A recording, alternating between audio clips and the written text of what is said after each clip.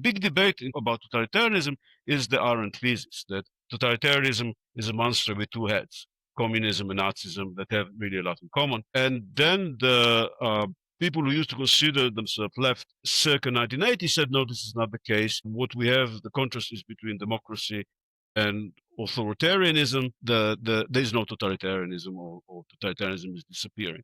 And I still thought, and I still think, that Arendt was basically right.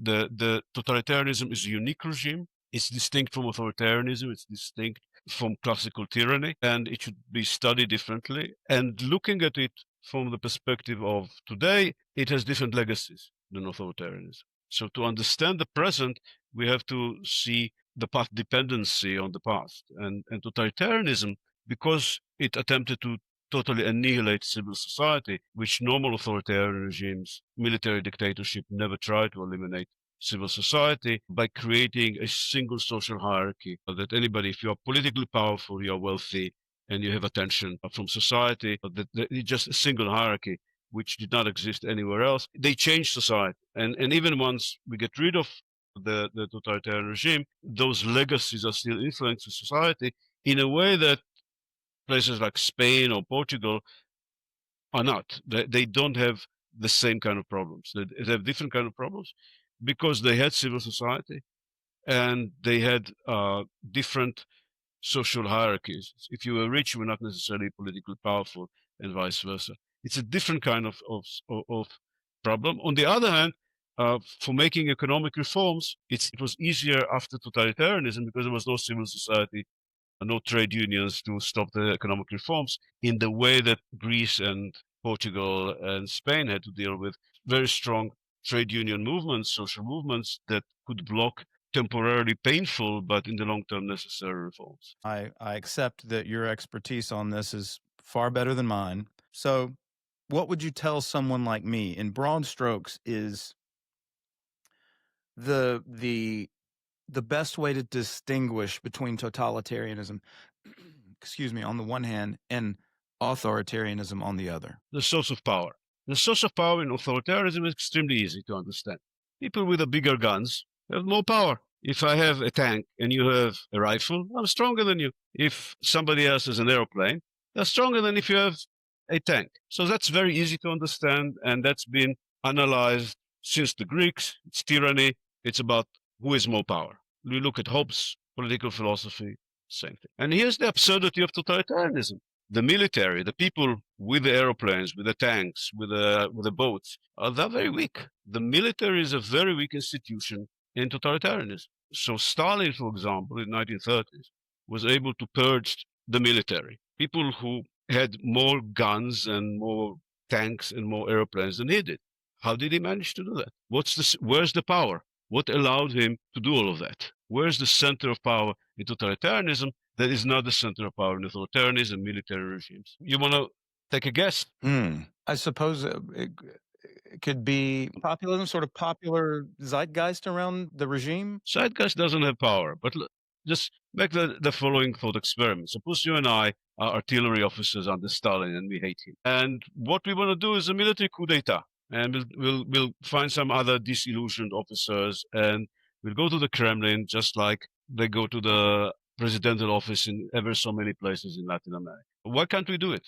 What would stop us from doing that? Because then the military is a more self-contained unit with bigger guns, and it threatens kind of check. Well, why don't we do it? We don't do it because you don't trust me. That's your problem, Max. You just can't trust me. And that's exactly my problem with you. I can't trust you. And you know why we can't trust each other? Because we could be agents for the secret police. And that's the source of the power.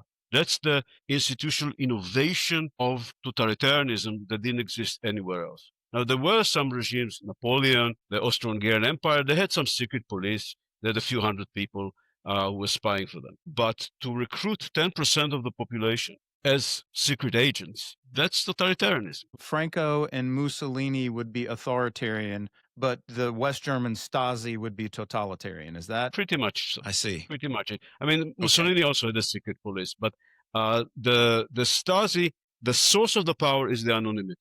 Anonymity is stronger than guns because you don't know who to fight. You're fighting shadows. Because, of course, if you knew for sure that I was an agent for the secret police, you could kill me. But you don't. I may be your friend. I may be your enemy. You can't trust me. And we cannot organize. We cannot do anything together. And if we try to organize something and it's more than you and I, probably they will have somebody infiltrating us because it's 10% of the population. And if I teach in a class in a totalitarian state, I know that just the statistical odds that I have 2 or 3 agents in my class. I will not say what I think or think what I say.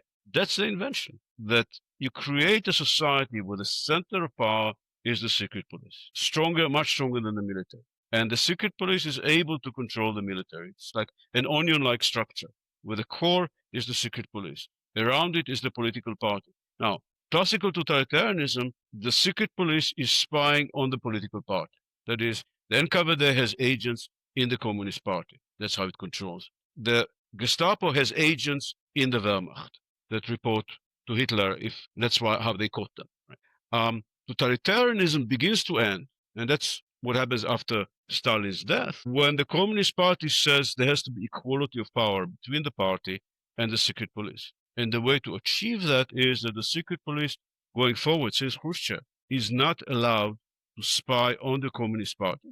It can't have agents in the Communist Party unless the Communist Party approves it. So there's a committee. So they have to submit an application. I want to recruit this member of the Communist Party for the following reason. And then the important thing is not that it is approved. The important thing is that the Communist Party knows who is the agent. So it's not anonymous. So they have nothing to be afraid of. They know exactly who are the agents within the Communist Party, so they can say or not say what they want to say around them, because they know exactly who it is, and then they can trust each other. The side effect of that was a reduction in violence in general. That's what brings us to late totalitarianism. That is totalitarianism after Khrushchev, which was still no civil society, still very strong secret police, but in equality of power between the secret police and the Communist Party, that allows a lot of more corruption that happened before, because Stalin did not like corruption. If somebody was in Communist Party was stealing, they would end up in the Gulag or they would end up dead, which was not a great career move for people to join the Communist Party. Because of all the people, of all the gang around Lenin, only one man died of old age in bed, and that was Stalin. Everybody else, 100% of all these people around 1917 in this revolutionary gang, all killed. So why join the Communist Party? I mean, it's not exactly a long-term career, smart career move. So you say, okay, we finished with the Communist Party is above the secret police. The secret police cannot arrest them. The worst thing, if there's an internal power struggle within the Communist Party, people lose their jobs. That's it. They don't lose their life. They don't go to prison.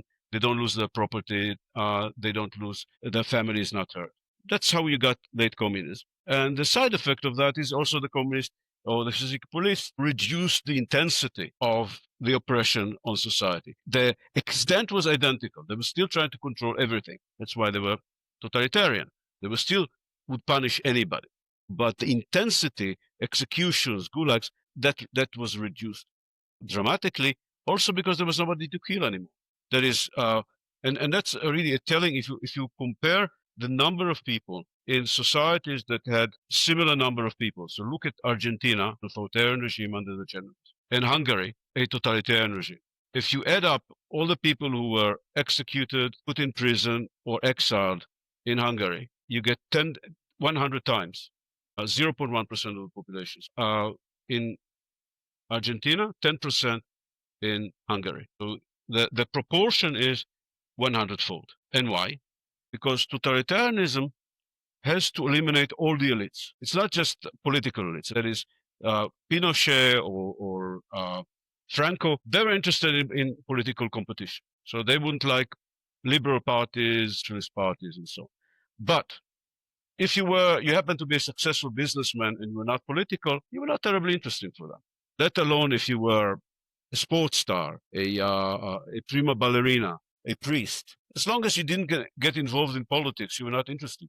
So they wouldn't spend energy on trying to control you or to kill you or put you in prison. You were just noise. Whereas in totalitarianism, the claim is you have to control all the elites. Anybody that somebody looks up to. It can be a prima ballerina. Why did Stalin go and execute prima ballerinas in the Bolshoi ballet? Why were these women dangerous to him? Because there's some kind of leadership. People would look up to them. It's a culture that respects ballet. So they had to be executed. A priest, a film star, anybody that somebody look up to, the whole elite. And the whole elite is about 10% of the population. So they had to be killed, or they had to be put in prison, or they had to go into exile if they were smart and fast enough. And then once you do this social revolution, that's a social revolution. It's not a political revolution. It's a social revolution because you eliminate elites. Once you do that, who's left to kill, for heaven's sake? So once Stalin was done, it seems like a yeah. So go ahead. no, so once Stalin was done, even if they wanted to continue with the terror, there wouldn't be a lot. What they would have, the only people who would left to be killed would be new elites, not old elites, but elites that were already vetted by the Communist Party, by the secret police, which is indeed what Stalin was doing in the Great Terror. He was killing his own people. He wasn't killing liberals or noblemen or wealthy farmers. That was done earlier. There was no other elite left to be killed. And then who would want to become a member of such an elite when you're not Right. born into it? So that was the absurdity of it. And the elite that emerged then in late communism was of people who were incredibly risk averse, incredibly anonymous. The whole point was don't draw attention to yourself. You draw attention to yourself, you end up in the gulag. Never be a tall poppy kind of thing. Yeah. Exactly. Never be a tall poppy.